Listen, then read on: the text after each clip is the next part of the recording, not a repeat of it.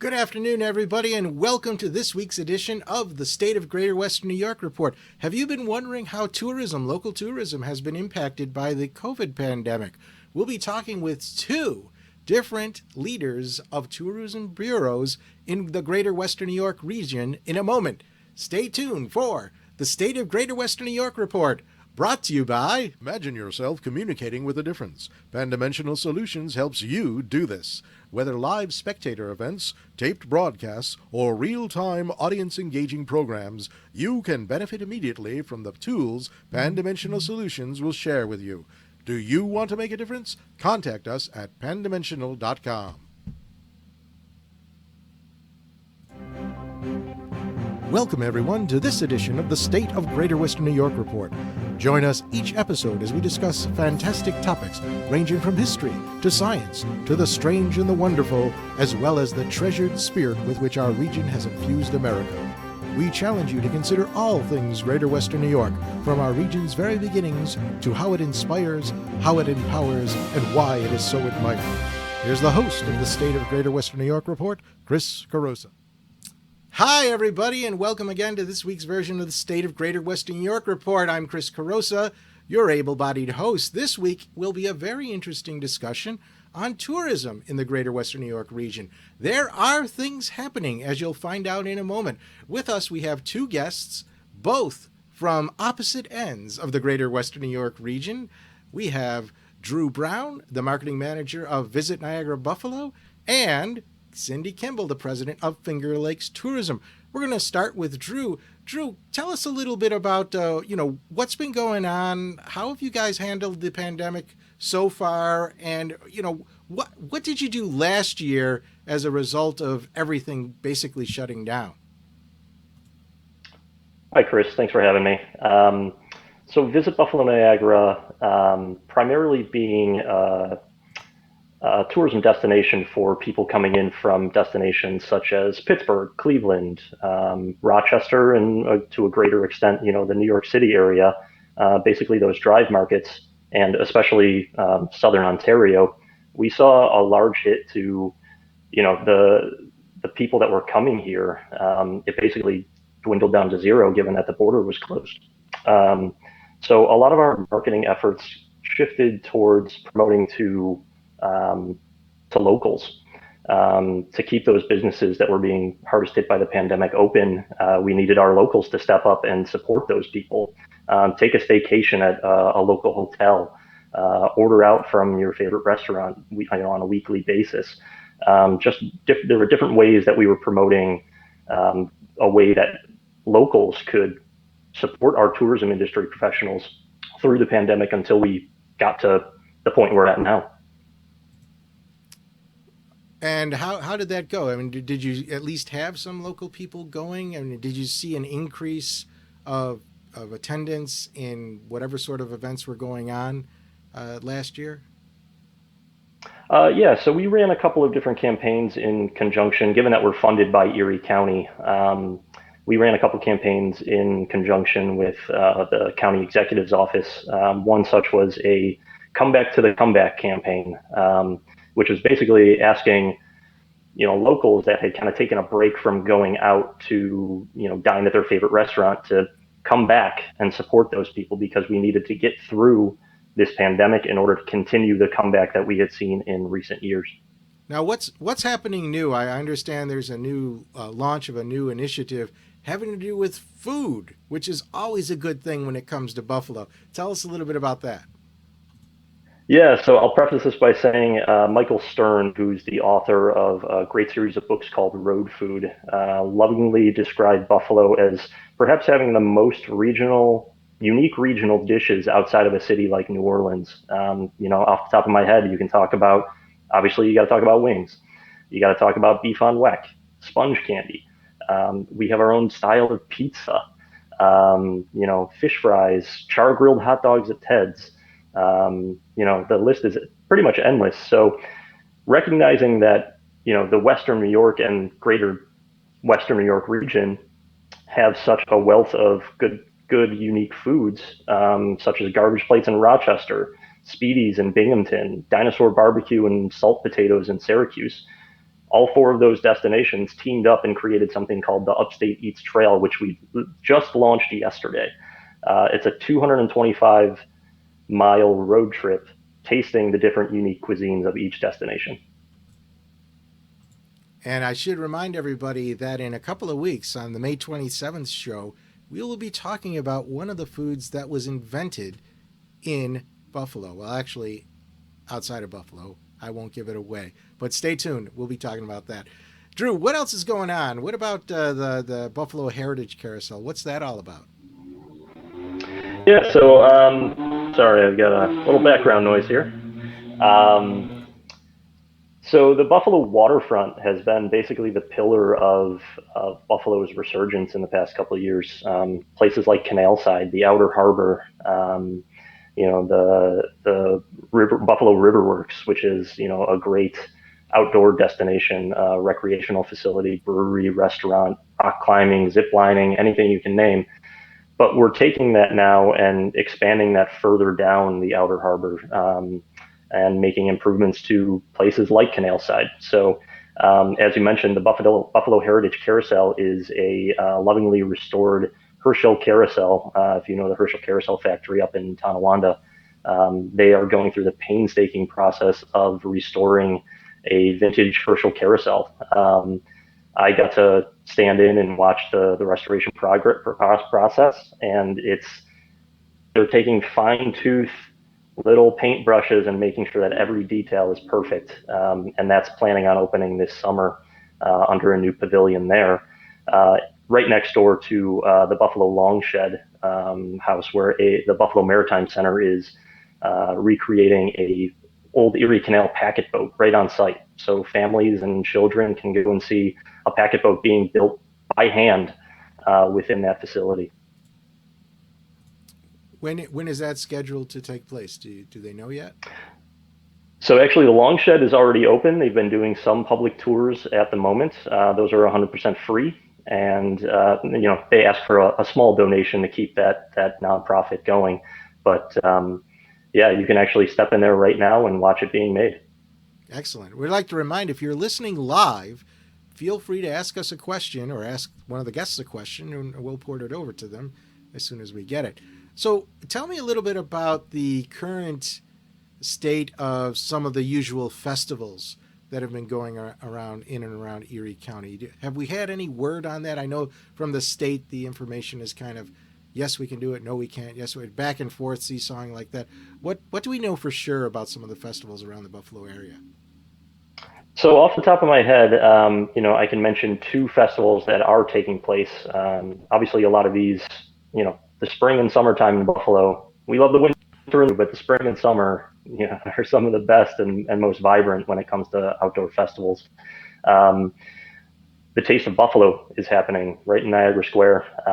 So the largest 2-day food festival outside of Chicago is happening again this year. So you'll be able to taste all those great regional cuisines that I just mentioned right there at the Taste of Buffalo. But then the other one that is definitely taking place is Garden Walk Buffalo. If you're not familiar, Garden Walk Buffalo is the largest garden tour in the United States, featuring over 400 private and public gardens. And throughout June, they run something called Open Gardens, which means you can walk into people's backyards, see what they've been up to during the pandemic, planting seeds, planting, different shrubs and ferns and flowers. And it's just a great way to explore Buffalo's varied neighborhoods. I know a lot of people have been rearranging the time of their weddings towards the fall. Do you see that some of these festivals, some of these activities that are scheduled to the fall, does it look like those are probably going to be going forward? Yeah, there's some music festivals that are they appear to be shifting some of their focus to the fall season. There's a great summer festival called Cobblestone Live, and I believe they're taking a look at the fall season. Borderland Festival, which takes place at Knox Farm State Park in East Aurora. They're, I believe, hoping to continue that on, and that usually takes place in late September. One of the things that a lot of people recognize about the city of Buffalo are the architectural gems that dot through the city, not just the city, but also within the county itself. Now, obviously they may have had problems getting visitors last year. What do you know about them? What's going on? Are there any updates? They've been using this time off maybe to upgrade the facilities in some way? Tell us a little bit about that. Sure. Some of the architectural gems that come to mind are the recent completed restorations at the Frank Lloyd Wright sites around Buffalo. Frank Lloyd Wright's Martin House just recently completed a $50 million restoration that included the interior, the outside florist cycle, which is the seasonal garden that surrounds the house. If you haven't been there lately to check that out, it's absolutely beautiful. But they, throughout the pandemic, were running, virtual tours. They're even doing self-guided tours now, so that you don't necessarily have to be in close proximity to other guests and the docents. And then you have Grey Cliff out on Lake Erie. They recently completed a restoration as well. They're undergoing a new visitor center experience there, and those are both beginning to open back up to the public. At the greater extent of the Buffalo architecture scene, one such resource is Explore Buffalo Tours. They do a lot of great downtown tours, City Hall, Louis Sullivan's Guarantee Building, a lot of the churches downtown. They have something called the Best of Buffalo Tour, which kind of takes you to the exterior of all those buildings, but then they do some that are a little bit more in depth and focus on individual buildings, the interiors, things like that. And they just began their tours again at the start of May. I'm just looking at a question here.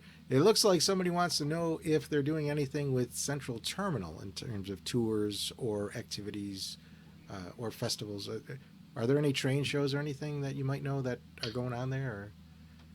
I haven't heard anything about the return of the train shows, but there is a great art exhibit called Playground that is looking to use Central Terminal as a destination this year. They were out in Playground's last iteration was in Medina.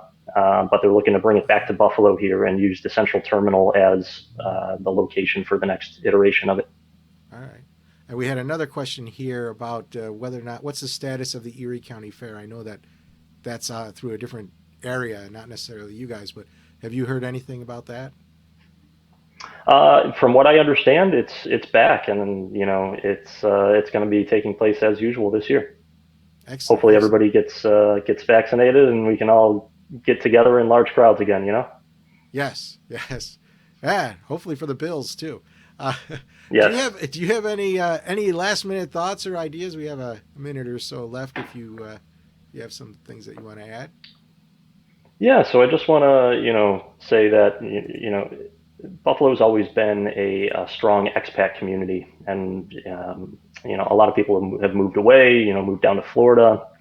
But still have a lot of family connections here, and we're really looking to have those people back, to visit the destination, to maybe see something they haven't seen updated in recent years, and just really get a chance to explore things that they may have taken for granted before, the small local businesses, the unique neighborhoods, and getting to know the city and the destination on a more intimate level.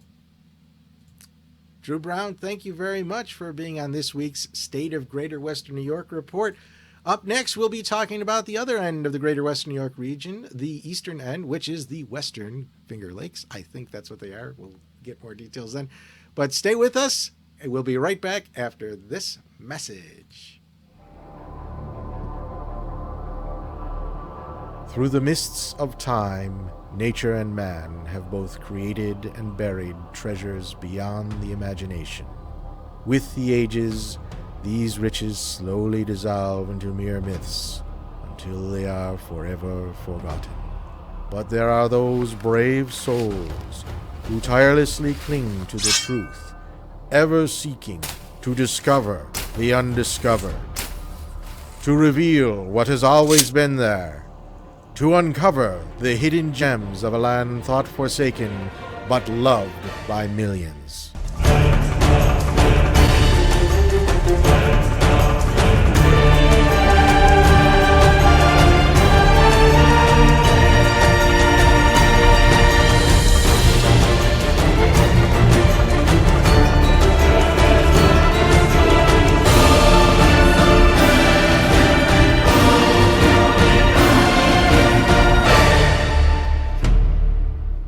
50 Hidden Gems of Greater Western New York.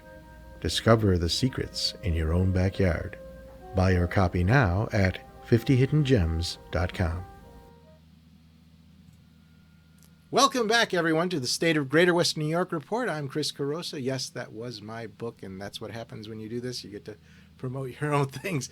But with me right now is Cindy Kimble. Cindy, you're the president of the Finger Lakes Tourism Organization. Can you tell us just a little bit about what that's about before we get into the main topic, and just to give people a background on yourself and the group? Absolutely. The Finger Lakes Tourism Alliance is a destination marketing organization, and we are considered the nation's oldest regional destination marketing organization in the nation. We were formed in 1919, and we do work to represent 14 counties that are designated by law as the Finger Lakes Tourism Region of New York State. To give you a better idea of the service area that we cover, please picture a New York State map in your mind, find Rochester, find Syracuse, and draw a line from Lake Ontario down to the Pennsylvania border on the outside of each of those cities. I think you can see that it's a 9,000 square mile area and quite extensive that is considered the Finger Lakes. Oops. There we go. Let's go. There we go. Let's bring you back here live. And yes, so don't pay no attention to the man behind the curtain with the buttons. This is what you get with live productions, folks. You never know what's going to happen, which is one of the reasons why you ought to be watching live. Cindy, so Finger Lakes is a very broad area. The western portion of it is considered part of the Greater Western New York region, but it really extends a little bit farther into the rest of New York State. Tell us a little bit about what's going on. You've got a program going on, or you've got an effort going on right now that's timely. So explain what that is, and let's get into maybe what some people can do to help promote it. Absolutely. Since 2014, the Finger Lakes Tourism Alliance has been working to secure a National Heritage Area designation for the Finger Lakes region. This has been quite the process and quite a project. Part of the process is a feasibility study, and we were able to secure legislation in 2019 to begin the feasibility study process. So we're extremely excited that process did start in 19, and we were all excited in 2020 thinking that we were going to have the National Park Service right here in the Finger Lakes experiencing the region for themselves, and as you can imagine, COVID certainly disrupted those plans. So for the first time ever, the National Park Service conducted focus group meetings via webcam, just like we're doing now. And we were able to have all 14 counties participate and provide information on what they have within their counties that would help us prove that we have the assets necessary to be a national heritage area, that we certainly have had an impact on the growth of the nation. And from that, the National Park Service developed what's called a context document. That context document is now available for public comment. It is on the National Park Service website. And to get to all of those links, if you go to fingerlakes.org and just click on the National Heritage Area tab, you're going to find the links to the National Park Service website. We do hope everyone will take a few moments and look at everything that the National Park Service has put there for us to comment on. So that's fingerlakes.org, Finger Lakes, all one word. Correct. Correct. Correct. Yeah, so we just have to let people know that's what it is. So let's talk about, so public support is going to be very, very important for this. So that's why you want to go to fingerlakes.org, click down to the site so that you could leave your comment. And what's going to happen with all these public comments once they get in? The National Park Service will gather all of these comments and take them into consideration as they then prepare their recommendation, which we hope will be that the Finger Lakes should be designated as a National Heritage Area. That recommendation and document will then make its way to Capitol Hill in DC for a vote. by both the House of Representatives and the Senate. We again hope that will be a positive vote to designate the Finger Lakes as a National Heritage Area. And from there, the document will make it to President Biden's desk for his signature. We know that President Biden is very familiar with the Finger Lakes region. His first wife was from Skaneateles. He went to school in Syracuse. So we know that if we can at least move this project that far, when it gets to President Biden's desk, he'll have an awareness to where the Finger Lakes are and what we have to offer here. So again, can you just reiterate the key points so that people understand why this is an important thing? This is extremely important because it will help us tell the story of the Finger Lakes region in a very cohesive manner through the National Park Service's assistance and planning.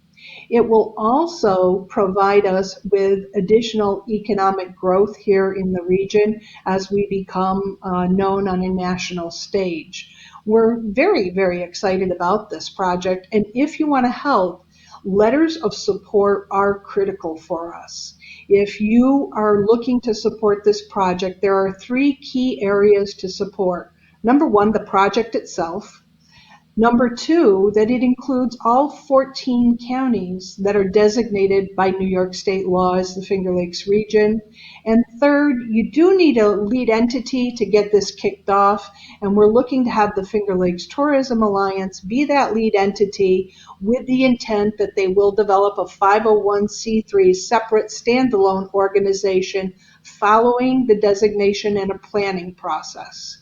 So we're pretty excited to be the lead entity on this project thus far, and we're hoping that we can get the support to continue to do so. Excellent. Great news. One of the things that it looks like we've got a question on, not that, but I had a question first. So what's the difference between a national park and a national heritage site, or whatever it is that you called it? The National Heritage Area is a community-driven organization. A National Park Service is actually part of the Department of Interior. This is still standalone, and it is driven by the community. It just allows us to have a national presence. If you go to the National Park Service website and you look for national heritage areas, you will find 55 currently. This will put the Finger Lakes on that national stage as hopefully the 56th National Heritage Area. Great. So the question we had really had to do with more like activities that might be going on in the Finger Lakes region this summer. So what sort of things are going to be happening, or maybe start the same question that I asked Drew is like, how are you impacted in terms of tourism last year, and how are things opening up this year? Things are opening up well here within the region. Our wineries have certainly been able to find a new way to operate the business by scheduling tastings. So all of that is going on in the region. Of course, our state parks have seen some pretty incredible numbers for attendance. And with all the trails that we have here in the region and the lakes and the outdoor activities, you can certainly find something to do that would provide you with the needed separation from others that maybe haven't gotten their COVID shot yet. We're also very much pushing everyone to get a shot so that we can resume normal activities. So I had a question. What is, say, the most surprising, I'm going to say, hidden gem when it comes to tour? What are things that people bypass that they should be looking at that's very exciting within the Finger Lakes region? Well, you're talking to someone who loves history, and I would say that the history of the Finger Lakes region is nothing to overlook. We have our hands in the development of aviation here in the region. We have the National Soaring Museum, the Glenn Curtis Museum. We also had our hands in the Underground Railroad. Frederick Douglass is buried in Rochester. Many of the homes along the lakes were actually refuges as we began to move the slaves north. I feel that our religious impact, the Mormon religion was founded here in the Finger Lakes, also is of historical significance. And then the suffrage movement. We do have a national park dedicated to the suffrage movement here in the Finger Lakes region. So when you begin looking at everything that we've done here in the region from a historical perspective, we really have solid ground and solid things to do if you're a history buff like me and you want to get out and visit. You may not know, Mark Twain wrote a great number of his novels in the Southern Tier. We've also had some type of involvement with most of the wars that have taken place. The Revolutionary War, the Sullivan's Campaign, all of that is definitely a piece of the history in Chemung County. The Civil War, again, is a piece of the history for the southern tier of our region. We had Camp Helmira during the Civil War, so it's certainly something to look. The War of 1812, Sodus Bay, the lake, World War I, World War II. We had the depot in Horseheads that supplied a great deal of ammunition and supplies. We also have the Romulus base that also supplied troops, training. So we've been very much a part of the history of this nation. And I think that if you start to look, you're going to find all kinds of wonderful gems. And in one of your clips, I noticed the National Memorial Day Museum in Waterloo, New York. It did start here in the Finger Lakes. It's amazing how many things just within American culture started within our own region. It's really a Memorial Day, Flag Day. Well, Flag Day was part of it. Lots of different things really came up from people who were very active and doing things to promote it, not only within New York State, but across the whole country. And you mentioned the Romulus Depot, so we have to mention the albino deer, the white deer, that if you're lucky enough, you might be able to see one from, what is it, 96, I think that goes by there. I can't remember now. Correct. Used to travel there all the time on my way to Ithaca. But so we have time for one more question that, again, that I have. And I'm kind of wondering about this in terms of the most popular thing that people go see within the Finger Lakes region. What is it? Is it an activity? Is it a thing? And I just lost the studio light. But what's the most popular thing that people do in the Finger Lakes region? Well, what's nice about our region is we have something here for every genre of vacation. So if someone likes to be outdoors and hiking, we have 26 parks within the Finger Lakes. One of the parks that I think is very interesting is Green Lake State Park in Syracuse. It's called, and I may not pronounce this quite correctly, but a metamorphic lake. And there are only a few of these in the world, and you can visit it right here in Syracuse, New York. I would certainly encourage everyone to visit our state parks. Our wine region, our beer that has been developed here in the area, as well as the distilling that's taking place. I feel that there is so much here that whether you're a foodie, you like the wines, you want to be outdoors, you want to be in the water, there's some type of recreation and activity for everyone. Cindy, thank you very much. And I want to thank everybody who was here today watching the show live, and also those who've decided that they want to watch it in replay, whether it be on our website, greaterwesternnewyork.com, or on our Facebook page or YouTube channel. If you want to be a member of the live audience so that you too can ask questions for our guests, then join us at stateof.greaterwesternnewyork.com. Just register there. You'll be put on the email list, and every Thursday morning, you'll get the secret link that'll allow you to be a member of the live audience. So that's all for this week. I want to thank you for watching the Greater Western New York Report, and we'll see you next week.